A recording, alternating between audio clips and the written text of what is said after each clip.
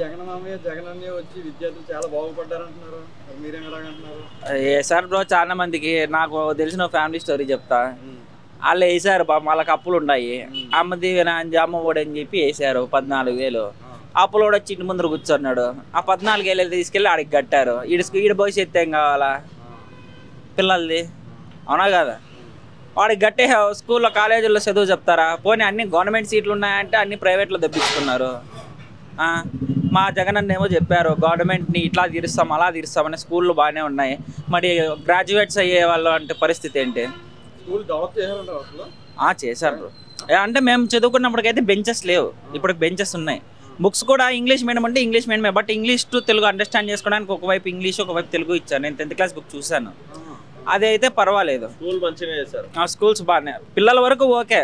Upgrade secondary education level వరకు అయితే అంత డెవలప్మెంట్ అయితే కనిపించలేదు. చిన్నపిల్ల అప్ టు 10th వరకు ఆ గవర్నమెంట్ స్కూల్ అయితే కొద్దిగా డెవలప్ చేశారు. కానీ దాని తర్వాత ఉన్నటువంటి సెకండరీ ఎడ్యుకేషన్ లెవెల్ వరకు అయితే అంతగా చేయలేదు బ్రో. అది అమ్మ దిగురా అని చెప్పాను కదా, వాళ్ళు వెళ్ళి కట్టేశారు. వాడికి భవిష్యత్తు ఏం కావాలా? మీరు ఫీజు కడితే కానీ స్కూల్కి కాలేజీకి రావద్దండి, ఎగ్జామ్స్ రాయనేమో, హాల్ టికెట్లు ఇవ్వము, ఇలాంటి బెదిరింపులు వస్తాయి. అప్పుడు ఏం చేస్తారు వాళ్ళు?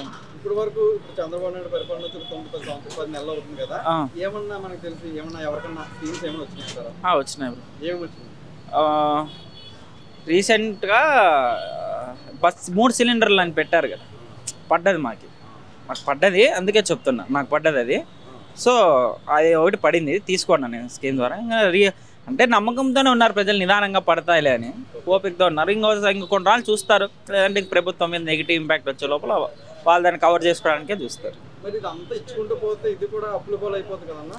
అదే మేము ఆలోచిస్తున్నాం కదా, అందుకే ఆయన కూడా ఆలోచించే కదా స్కీమ్స్ అన్ని లేట్గా వదులుతుండేది.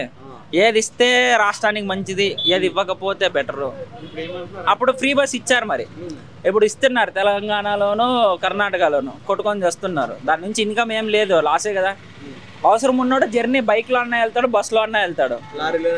ఇప్పుడు మహిళలే కానీ ఏదైనా కంపెనీకి వెళ్తుంటే కంపెనీయే క్యాబ్ ప్రొవైడ్ చేస్తాను కదా, మళ్ళీ ఫ్రీ బస్సులు ఎందుకు సంఘం నగడానికి? కాకపోతే కొంతమంది అంటున్నారు చంద్రబాబు నాయుడు ఈ 4 సంవత్సరాలు ఊళ్ళో పెట్టి పథకాలన్నీ లాస్ట్ సంవత్సరంలో ఇచ్చి అందరినీ ఒక మధ్య పెట్టే ప్రయత్నం అయితే. లాస్ట్ టైం జగన్ గారు అలాగే చేశారు. లాస్ట్ 6 నెలల పథకాలన్నీ వరుసగా వదిలేసి గొర్రె జనాలు నమ్మేస్తారులే అని చెప్పి చేశారు. వచ్చాడు కదా 11 సీట్లకి, అలాగే ఉంటది. ఇప్పుడు ఫైనల్ గా ఇక్కడ ప్రతిపక్ష హోదా మొన్న అడిగారు కదా, అసెంబ్లీకి వెళ్ళారు, 10 నిమిషాలు కూడా లేరు. ఎలా చూస్తున్నారు దానిపై?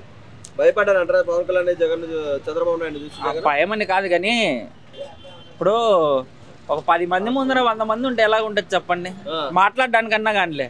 ఇప్పుడు మీరే మీడియాలో చూస్తుంటారు వాదాలు కానీ కొంతమంది కూర్చోబెడుతుంటారు కదా, అట్లా ఒకరు వాదించుకుంటే బాగుంటది. ఒక 10 మందికి 100 మంది వాదిస్తే వాళ్ళు ఎలా తట్టుకోగలరు చెప్పండి?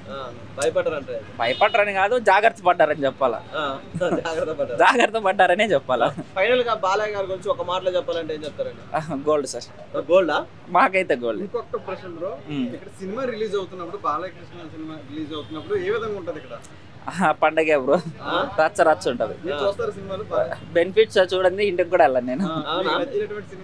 అన్ని నచ్చి బాగా అన్ని ఉన్నా కూడా ఒకటైతే మంచి పర్ఫెక్ట్ అనిపిస్తుంది నాకే. ఇప్పుడు వచ్చిన సినిమాల కన్నా కూడా నా చిన్నతనంలో నేను మిస్ అయిన సినిమా చెన్నకేశ్వరరెడ్డి. అది రిలీజ్ అప్పుడు చూసా, అది నాకు సూపర్ అనిపించింది.